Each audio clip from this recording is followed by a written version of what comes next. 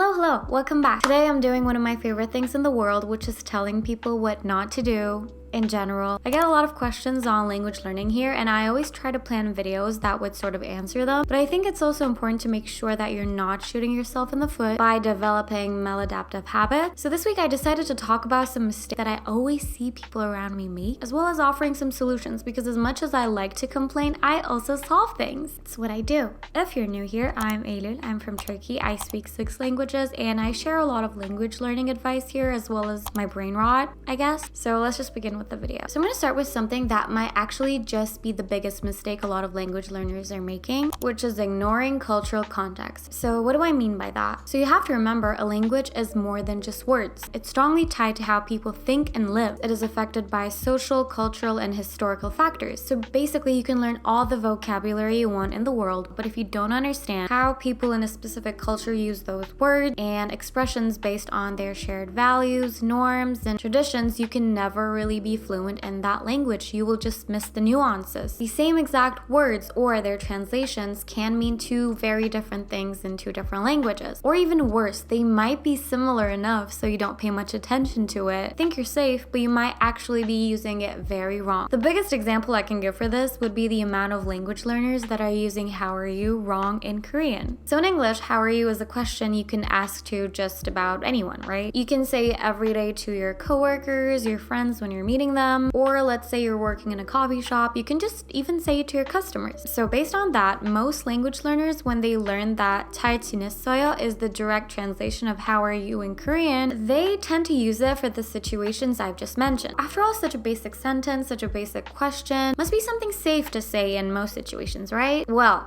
not really, actually. Because in Korean, this is not a phrase you use unless you haven't seen that person in a while. Not to mention, it has to be someone you knew before. Like, it definitely can't be a customer that just walked in. It's more similar to "how have you been," in my opinion. I really don't know why they translate it like that. But even if you think of it like that, it's still kind of weird to say. Like, let's say you have this close friend that you see every week. Still in that situation, you wouldn't say it. It seems a bit formal, especially for the younger generation, and definitely not with someone you're meeting for the first time. So you see, this sentence that might seem quite basic even for a beginner just got very complicated due to its cultural context. And this is just one example in a specific language. Imagine how many more of these are out there. So basically, when you're learning a language, you have to accept that language and culture comes hand in hand, together, juntos. And if you want to be fluent, you can't just simply study the words. You have to learn more about how people actually use them and how that language reflects cultural values and norms. As I always say, movies, music, podcasts are a great help if you're like most of us who are not living in the country of their target language, or who don't have any friends who are native speakers of that language. Of course, that would make things so much easier, but another solution I found that was just as helpful to me was definitely Lingoda. I don't even know how many times I recommended it, but Lingoda is an online language learning platform that lets you take classes taught by native level teachers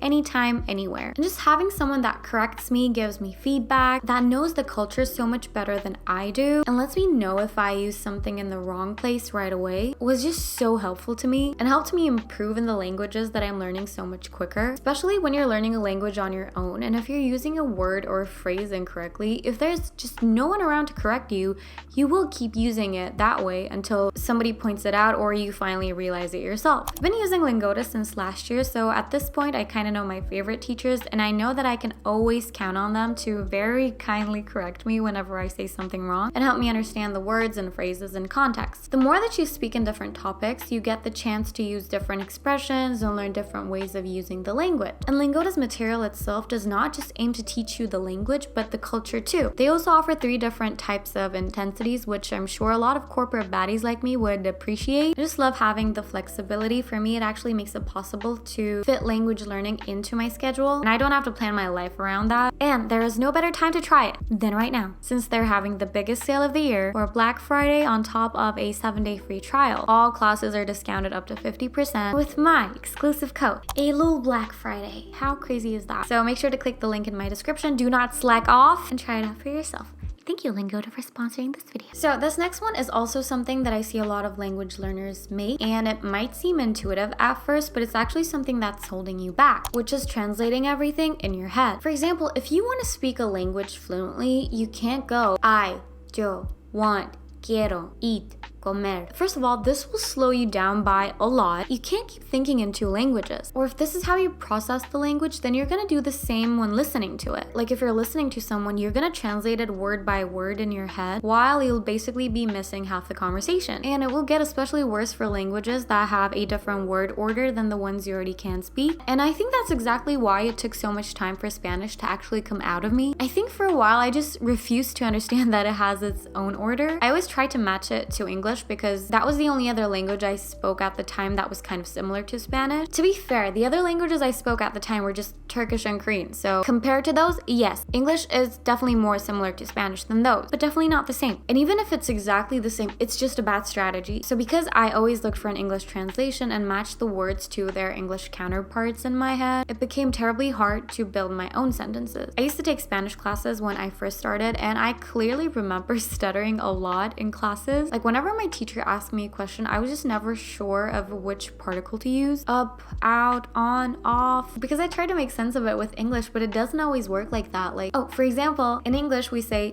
thinking about something. Thinking about, right? Whereas in Spanish it's pensar en algo. So instead of about in Spanish, you would say thinking in something. And since at the time I had the habit of thinking of its English translation whenever I would learn something in Spanish, for a long time I would translate it in my head and say pensar sobre algo without even noticing. Like no matter how many times my teacher would correct me, it would naturally come out that way because that's kind of how I taught myself to process it. Pensar sobre algo just sounds wrong. In Spanish it sounds more like thinking over something. But yeah, to my logic, it was correct for a very long time. Additionally, you have to keep in mind that, as I've mentioned in my previous point, languages have their own cultural context. Consequently, you just have to understand them in time and the context of your target language, wherever it is spoken. And if you don't do that, you will always sound a bit off, like you won't sound natural. So, solution. When you're learning a new language, always try to think in that language as much as possible. Yes, even if you're a beginner. And stop looking for a direct translation to everything and stop translating everything in your head. Instead, you can even try to visualize your actions. If you're trying to learn, I don't know, I'm going to the supermarket in Turkish, markete gidiyorum. Try to actually visualize yourself going to the supermarket when you're saying that. This helps your brain to start processing the language directly and not through translation. And this way you'll get much faster at understanding and responding. So here's another mistake I see all the time: trying to do everything at once. I understand that a lot of people want to learn languages in a short amount of time. I am just as impatient. And there's this craze of learning German in 2 months, learning French in 5 seconds. I just want to say that this is not normal, and you absolutely do not need to feel bad if it takes you more than that to be able to speak in a language. Of course, with the rise of social media, TikTok, and our attention spans getting shorter and shorter every day, people are demanding things to be quicker, including me. I don't have the patience. Let's go. And that's why these videos get a lot of views. But the point is, I think as a result, a lot of people try to do everything and anything in a short amount of time because they think it will be more beneficial for them. If you're trying to learn grammar, vocabulary, listening, speaking, pronunciation, all of that in one go, like if you're buying a lot of textbooks, getting all these memberships, downloading those apps, trying to get all these sources, realistically, you're more likely to burn out than to actually keep learning that language. I feel like most people have this fantasy of being a polyglot, and they always ask me questions like, hey, is it okay if I start learning 3 languages at once? Because they want to get to that point fast. I really think it's not. I'm sorry. You really don't need to do that unless it's very urgent for work or something. Maybe yes, for some really talented individuals who have really high IQ or something, but for someone like me with an average, some days lower than average brain capacity, I don't think it would ever work. I would just confuse myself to death. Instead, if you want to learn a language effectively and still see results as quick as possible, the best thing you can do for yourself is to give yourself some structure in a way that would not overwhelm you. I made a video on that. Actually, go check it out. But especially in the beginning phases, it's really important to have a strong foundation. Pick one thing to focus on at a time. Depending on how much time you have, for example, you can choose to focus on one skill each day or one skill each week, like speaking on Monday, reading on Tuesday, or just spend a week practicing conversation. Like for that week, don't worry about grammar or vocabulary too much, just get comfortable speaking. And once that feels natural, then shift your focus to grammar and vocabulary. Breaking things down like this really helps me to stay focused and does not overwhelm me at all. Like I had to make that a rule for myself because my ADHD is going crazy. It's self-diagnosed ADHD, by the way. It's probably not even real. It's just how I make myself feel better. for not being able to focus on anything. And I found that forcing myself to focus on one thing at a time really helps. For example, a lot of things have been frustrating about French for me recently, especially since I've been extremely busy. I feel like I just need to improve in everything, like reading, writing, speaking. When I tried to read, I would also sometimes get frustrated on how bad my pronunciation is, and my focus would shift from this to that, and it would just get more confusing for me. So I decided that doing one thing at a time would be the best thing I can do for myself to not be overwhelmed and to not hate the language. So the last one is not paying attention to how natives use the language. This one is for all my textbook victims who replied,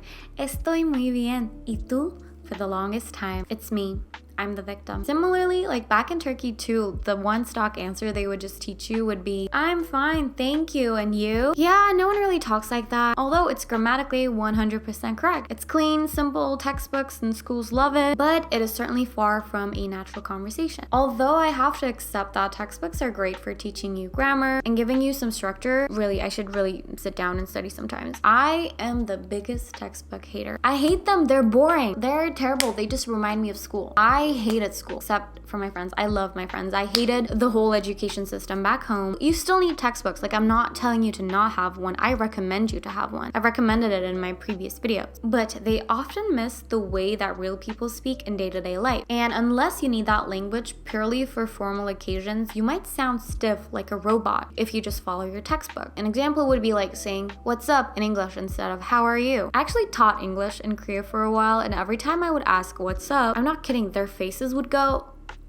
And for a while, I didn't know, like, why are they so shocked that I asked them, "What's up? How are you?" Then I realized Korean schools don't really teach you how to say "what's up." And of course, it's not in the textbooks either. So no one really knew what that was. I realized it when one of my students asked me one day, he was like, "So when you say 'what's up,' what am I supposed to answer? Like, what is that?" I mentioned that in a previous video, but unfortunately, Korean education system, much like my own country's, is based on memorization. So when I'm in a real life conversation and use phrases like "what's up," they will feel like I'm kind of going off script. People won't know what to do because they only learn to express things in one or two certain ways, while native speakers out there might have so many different variations because, as I always say, language learning is not like math. It's alive. And that's why sometimes it doesn't even make sense. But nevertheless, if you don't want to sound like a robot or Google Translate, you simply must pay attention to how actual native speakers use that language. And this is why, again and again, I tell people to watch movies, TV shows, listen to podcasts, try to talk to real people and notice how they speak in different situations. And out of these, I think reality shows and podcasts have been the most useful to me since they tend to be less scripted, at least the ones that I watch. And although the reality shows won't be the most intellectual thing you'll watch in your life, I genuinely think they're super helpful when you're trying to learn a new language. Because think about it, these people are not actors, they're not TV personalities, aspiring